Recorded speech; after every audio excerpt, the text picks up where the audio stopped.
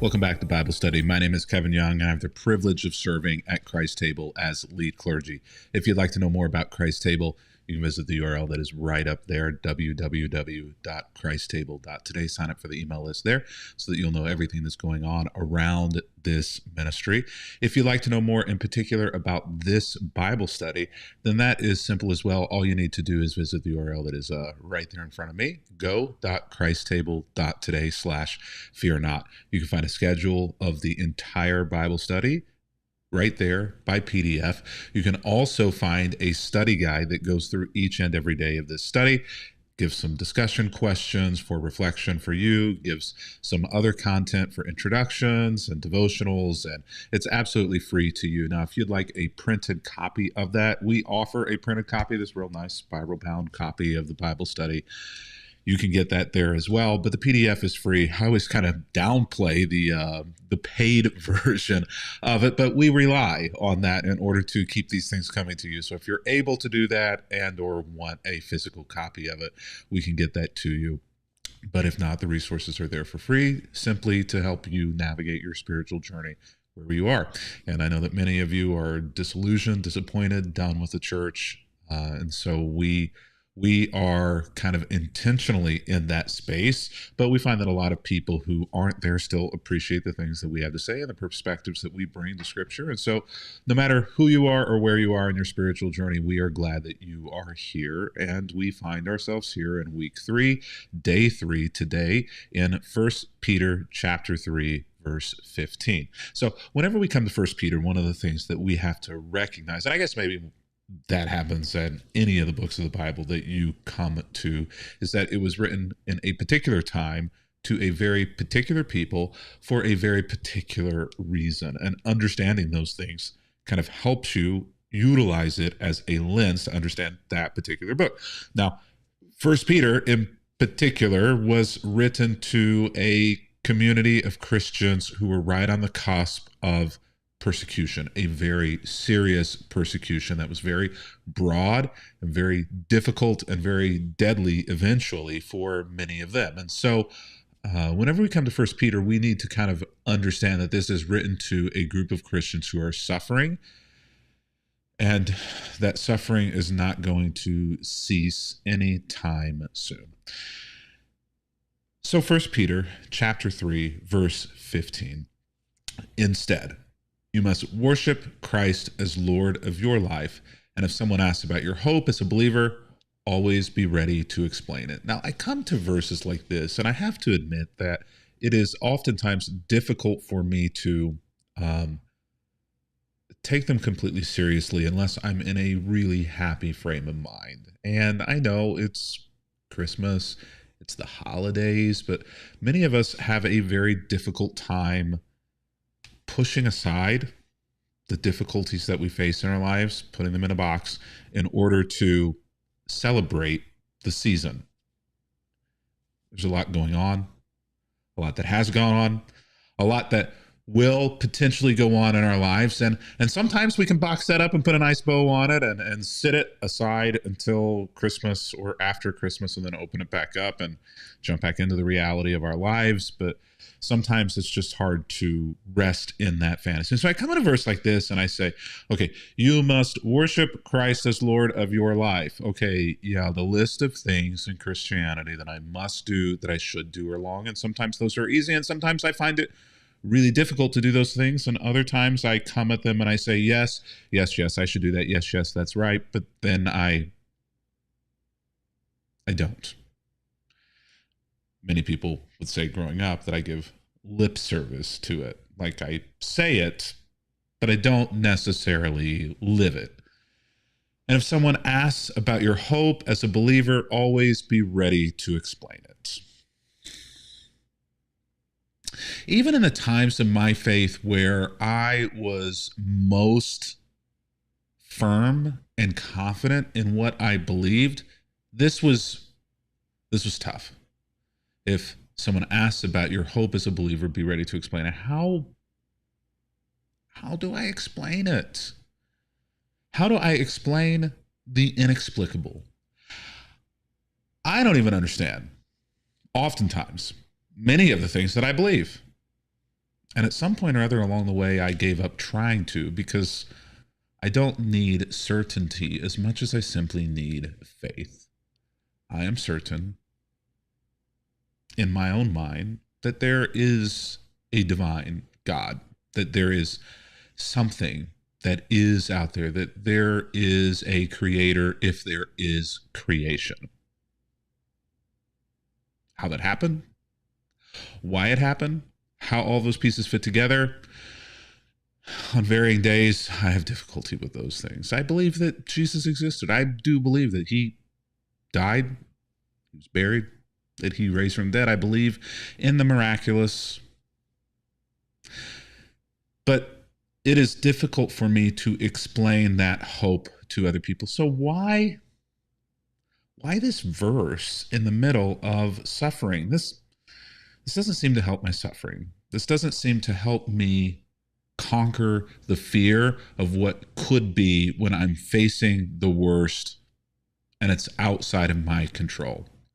You must worship the Lord of your life. If someone asks about your hope as a believer, always be ready to explain it. This feels a little Pollyanna-ish.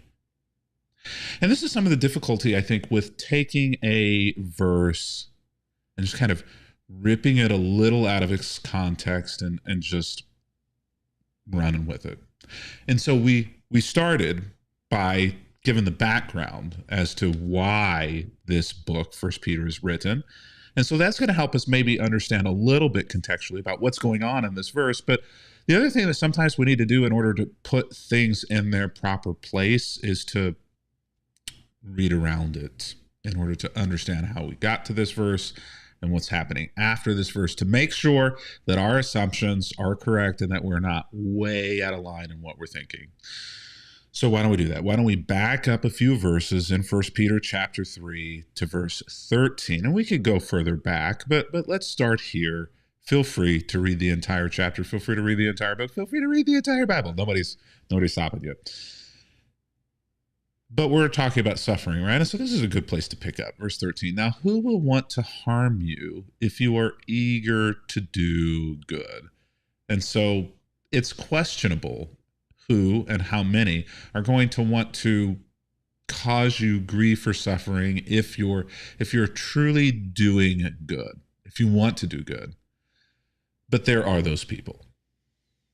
But even if you suffer for doing what is right, so the writer even knows, there are still going to be those people who, no matter how much good you do for the community, for other people, they are still going to, for some other reason, want you to suffer for what is right. And I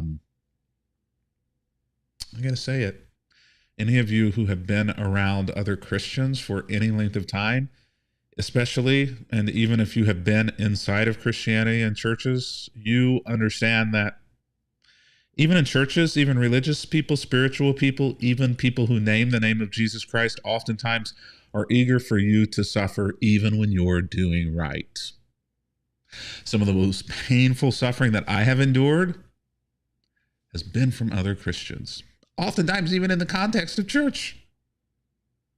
I hope that isn't you. I hope that you haven't experienced that, but I hear the stories. I know that for many of you, that's true. So even if you suffer for doing what is right in religious contexts where you shouldn't suffer for doing what is right, God will reward you for it. God is paying attention. The nature of the reward isn't given, or the timing of the reward isn't given, so I guess there's that faith versus certainty. So don't worry or be afraid of their threats.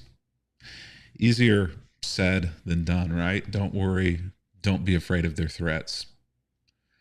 What do you do when it's other Christians who are causing you to fear? What do you do when it's other Christians who are the bully? What do you do when it's other Christians who are giving out the threats? That's a difficult one. First of all, we shouldn't accept it. We shouldn't say that it's okay. We should try not to imply by our actions that we believe that this is normative or is something that should be allowed to keep going. But when it's other Christians, sometimes it catches us by surprise. Sometimes it hurts so much that we have to disconnect and disappear.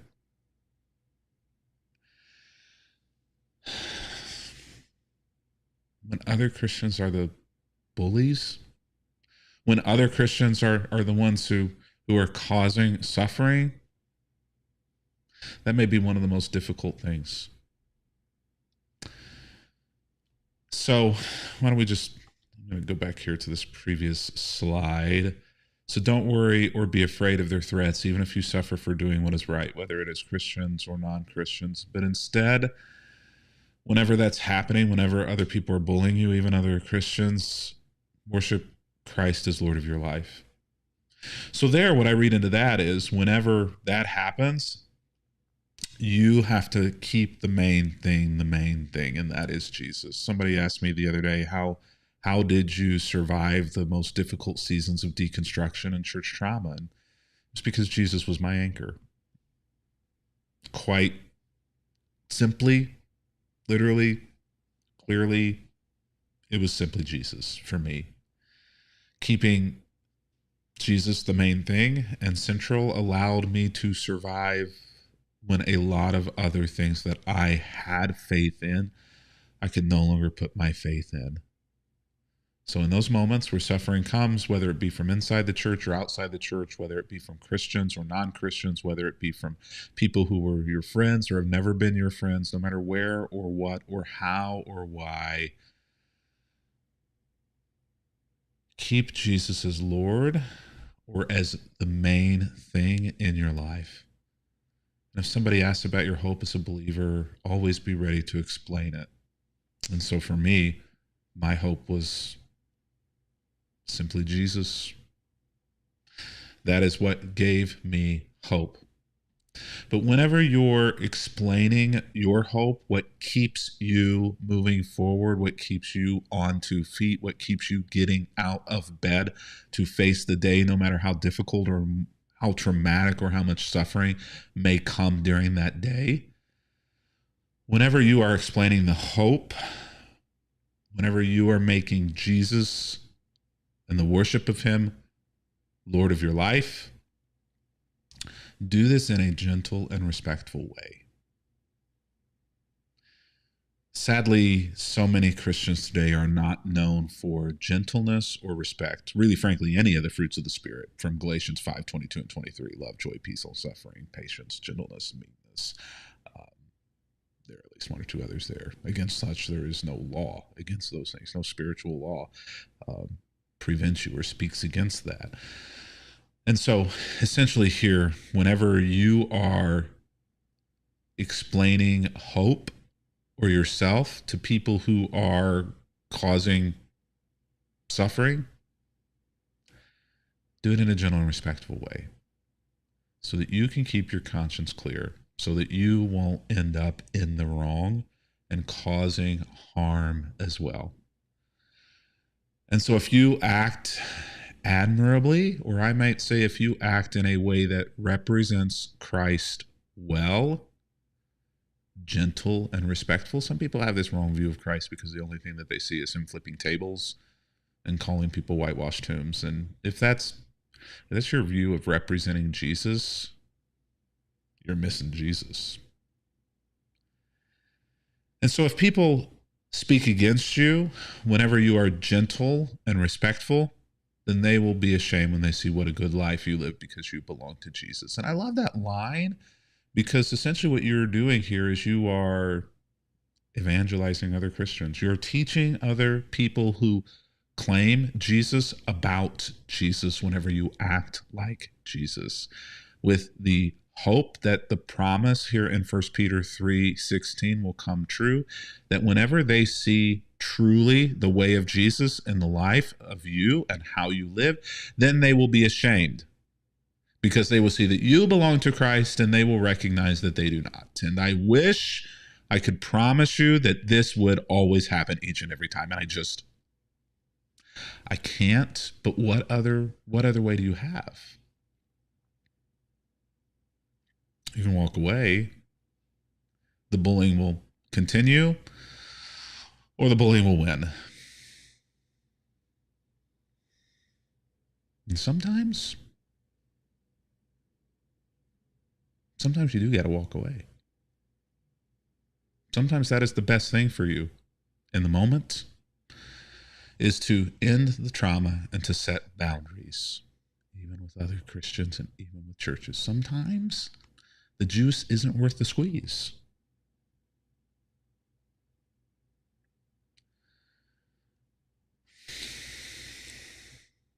Other times, though,